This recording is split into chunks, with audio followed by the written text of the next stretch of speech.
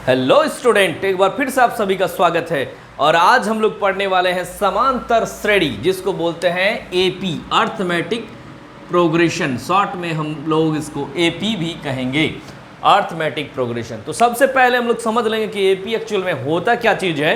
हम लोग जो यहाँ पे पढ़ने वाले हैं एपी में हम लोगों को नंबर से डील करना है। बहुत सारे नंबर्स मिलेंगे, नंबर्स का एक पैटर्न होगा, एक ऑर्डर में सजाए हुए होंगे नंबर्स। तो कैसे होंगे, चलिए कुछ पैटर्न हम नंबर का ड्रॉ कर लेते हैं, लिख लेते हैं और फिर देखते हैं कि कौन से एपी होंगे और कौन से एपी नहीं होंगे। तो सबसे पहला हम लेते हैं 1 1 1 1। मान लीजिए ये भी एक नंबर का पैटर्न है कि एक ही नंबर को बार बार लिखा जा रहा है और ये चलते जाएगा आगे तक, ठीक है।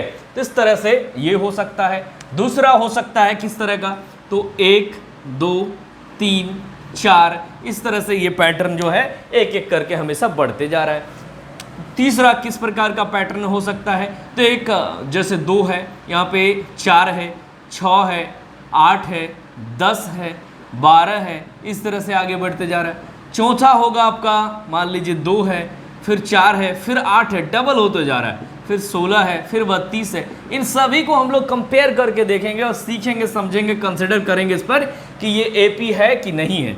अच्छा, ये तो हम देख पा रहे हैं कि बढ़ते हुए क्रम में है, ठीक है। अब कुछ लेंगे ऐसा पैटर्न जो कि घटते हुए है, जैसे यहाँ पे 7 है, ठीक है, फिर 5 है, फिर 3 है, फिर 1 है, फिर -1 है, इस तरह से ये चल रहा है। तो हमने बहुत तरह का एग्जाम्पल यहाँ पे ले लिया नंबर्स का, एक पैटर्न का। अब इन पैटर्न्स को चेक करेंगे क्या ये एपी है या नहीं है। तो एपी का मतलब हिंदी में समांतर श्रेणी बोलते हैं। ये नंबर्स का पैटर्न है और ये कहता है कि कोई भी दो क्रमागत संख्याओं के बीच का जो अंतर है वो हमेशा बराबर रहेगा।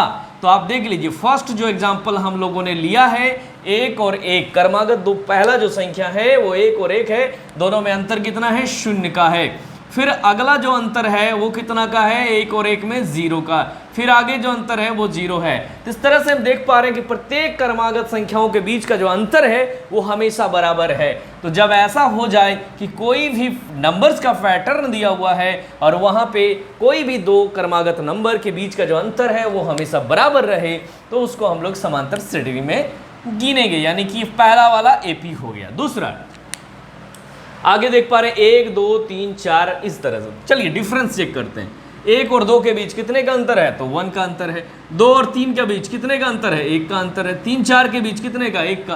तो देख रहे हैं सब में 1 1 1 1 का अंतर है, यानी कि ये भी समांतर श्रेणी में होगा, क्योंकि यहाँ भी दो संख्याओं के, दो क्रमागत संख्याओं के बीच का जो अंतर है वो हमेशा 1 1 1 रहा है, बराबर रहा है।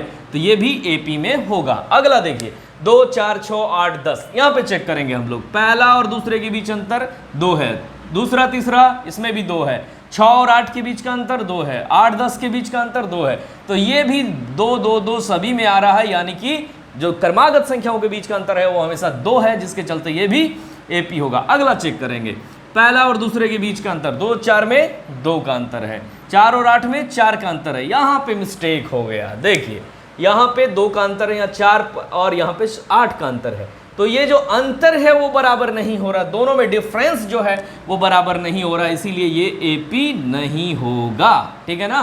तो ये पहला तीनों तो एपी था, लेकिन ये एपी नहीं है। तो समझ में अब आपको आ गया होगा कि एपी कैसे होगा और कैसे नहीं होगा, ठीक है। तो एपी जो बढ़ते हुए क्रम में भी हो सकता है, बराबर भी रहे फिर भी हो सकता है, घटते हुए क्रम में भी हो सकता है। इसको करके देखते हैं। दोनों में अंतर 5 और 7 में 2 का अंतर, 5 और 3 में 2 का अंतर, 3 और 1 में 2 का अंतर। तो इस तरह से देख रहे हैं हमेशा अंतर जो है बराबर है, तो ये भी एपी में आ जाएगा, ठीक है।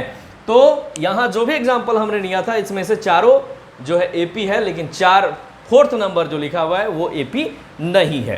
तो क्या हमने देखा कि जब संख्याओं के पैटर्न में कोई भी दो क्रमागत संख्याओं के बीच का अंतर हमेशा बराबर रहे तो उसे एपी कहेंगे, ठीक है ना। तो ये एपी आपको अर्थमेटिक प्रोग्रेशन या समांतर श्रेणी समझ में आ गया। अब जो डिस्टेंस बराबर हो रहा है सभी में, जो डिफरेंस बराबर हो रहा है उसको हम लोग कॉमन डिफरेंस बोलते हैं, जिसको हम लोग डी से डिनोट करते हैं, ठीक है। तो ये हो गया कॉमन डिफरेंस, जो अंतर है दो, कोई भी दो नंबर्स के बीच, दो क्रमागत नंबर के बीच जो अंतर आएगा इसको हम लोग डी से डिनोट करते हैं। और एक ए होता है, ए मतलब फर्स्ट टर्म को हम लोग इसको बोलते हैं डी को कॉमन डिफरेंस, ठीक है। और ए फर्स्ट टर्म हो गया, पहला टर्म जो भी होता है, पहला पद, पहला नंबर किसी भी पैटर्न का, वो कहलाता है ए से डिनोट उसको करते हैं। तो इस तरह से ए और डी हो गया। अब हम लोग किसी भी एपी को कैसे लिखेंगे, तो उसके लिए जो सामान्य तरीका है लिखने का वो हो जाता है ए कॉमा ए प्लस डी कॉमा ए प्लस 2d कॉमा ए प्लस 3d, ये है तरीका।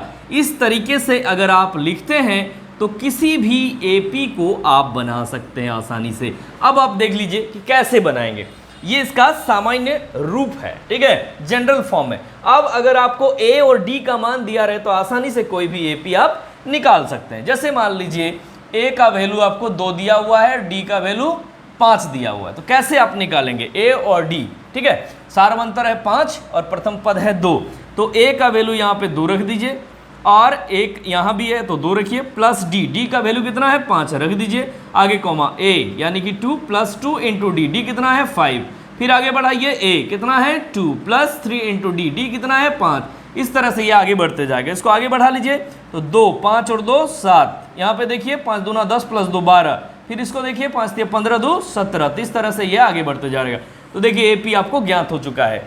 तो हमने क्या देखा, क्या एपी का जो जनरल फॉर्म है वो ए प्लस डी, ए प्लस 2d, ए प्लस 3d, इस तरह से हम लोग फाइंड कर सकते हैं। ये तो था एपी का सामान्य सूत्र। लेकिन अगर आपको कह दे कि 10वां पद क्या होगा, जैसे हमने यहाँ बहुत सारा एपी लिखा हुआ है, इसमें 4 ही पद लिखा हुआ, पहला पद, दूसरा पद, तीसरा पद, चौथा पद, और किसी भी पद को A1 से, पहला पद को A1 से दिखाते हैं या A से, दूसरा पद को A2 से, तीसरा पद को A3 से, या A3, A या T दोनों हम लोग लिख सकते हैं। तो दूसरा पद को A2 या T2 लिख सकते हैं, इस तरह से लिख सकते हैं। लेकिन अगर आपको 10वां पद निकालने के लिए कह दे तो कैसे निकालेंगे, A10 अगर बोल दे तो कैसे निकालेंगे, तो इसके लिए भी एक फॉर्मूला है। कौन सा formula, an is equal to a plus n minus 1 into d, ठीक है। ये फॉर्मूला आपको याद रखना है, an is equal to a plus n minus 1 into d. ये क्यों हुआ, तो देखिए ये जैसे पहला पद, दूसरा पद, तीसरा पद, तो तीसरा पद को हम जब लेते हैं तो a प्लस 2d आता है, यानी कि तीसरा पद तो 2d, मतलब एक कम d होता है प्लस a। तो उसी चीज को यहाँ पे हम लोगों ने फॉर्मूला बना लिया है, an equal to a plus n minus d. अब मान लीजिए A10 आपको निकालना है तो क्या हो जाएगा, a तो a रहेगा, n माइनस 1 यानी 10 माइनस 1 9d हो जाएगा, ठीक है। इस तरह से आप किसी भी पद को आसानी से निकाल सकते हैं, ठीक है। तो अगर एपी दिया रहे तो कोई पद आप आसानी से निकाल सकते हैं, और अगर पहला पद कॉमन डिफरेंस भी दिया रहे तो आसानी से निकाल सकते हैं। अब बात हो जाती है कि nवां पद अगर कोई भी एक एपी लेके, अब क्वेश्चन भी हम लोग बना लेंगे, कुछ प्रश्न भी बनाते हैं, तो चलिए इसको मिटा लेते हैं और प्रश्न कुछ बना के देखते हैं ताकि आप लोगों को एक्सरसाइज को सॉल्व करने में आसानी हो। तो चलिए इसको पहले मिटाते हैं और फिर कुछ क्वेश्चन लेते हैं। nवां पद वाला भी लेंगे, और एक क्वेश्चन इसमें और आता है कि n पद तक का योग भी आपको ज्ञात करना होगा। 2 ही चीज इसमें इंपॉर्टेंट है।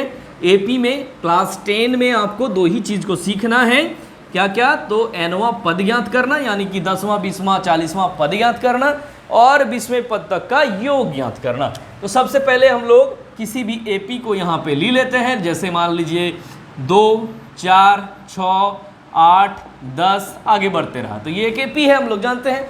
दोनों में अंतर 2, यहाँ 2, यहाँ 2, हर जगह 2 का अंतर है, इसीलिए इसका पहला पद कितना हो गया, यहाँ लिख लेना है आपको, a बराबर a मतलब प्रथम पद 2, और d बराबर क्या होता है, सार्वंतर, यानी कि कैसे निकालेंगे, a2 माइनस a1, कोई भी पद में उसका पिछला पद माइनस कर देना है तो आपको मिल जाएगा। यानी a2 कितना है 4, 4 में 2 गया तो 2, तो देख पा रहे हैं आप d का वैल्यू आ गया 2, a का वैल्यू आ गया 2।